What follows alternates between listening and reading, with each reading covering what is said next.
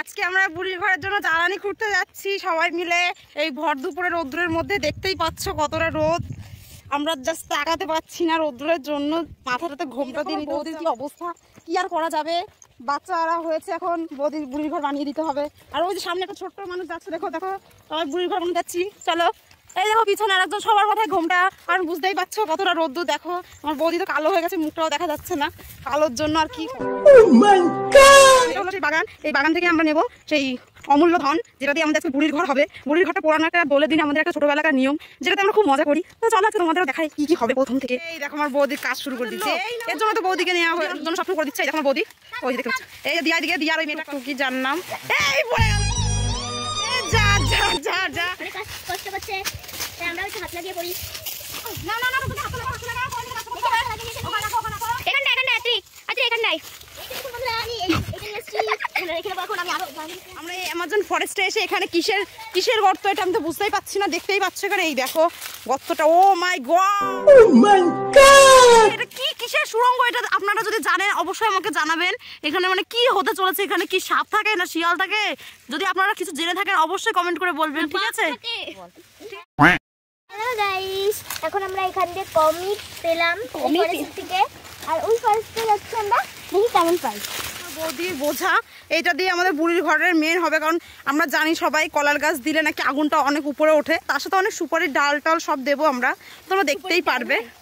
এই যে আমার বৌদি লেগে গেছে, হবে এই তো এই তো এই তো, ঠিক আছে কাজকর্ম চলছে এখন। বৌদি মাথায় নেবে এটা এখন, চলো বৌদি নাও, তুলতে হবে আমার, পারবে নিতে?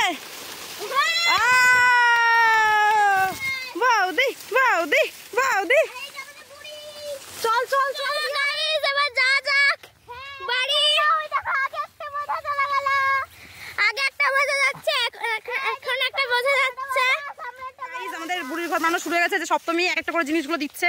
এখানে দেখো আমরা যেগুলো জিনিস নিয়ে আসলাম ওখান থেকে, বাগান থেকে, সেই জিনিসগুলো এখানে কলার পাতা আছে। আর এইগুলো সপ্তমীর মা মানে আমাদের কাকি দিয়েছে, এই যে এই সুপারির ডালগুলো ওটাকে উঁচু করার জন্য।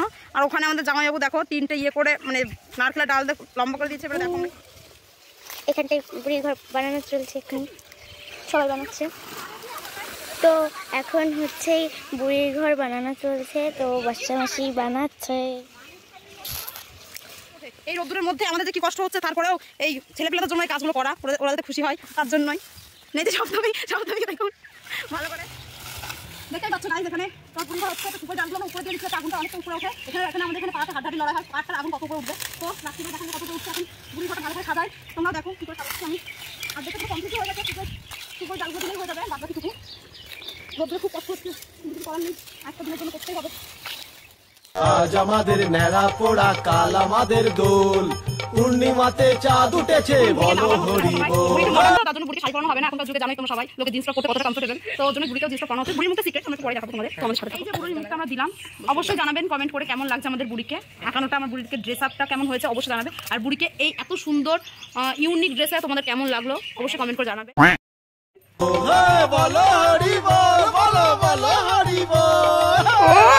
নাইস, এটা হচ্ছে আমাদের বুড়ি, আজকের মডার্ন বুড়ি। তো দেখতেই পাচ্ছ এটা ওর ঘর, আজকে এটাকে পোড়ানো হবে।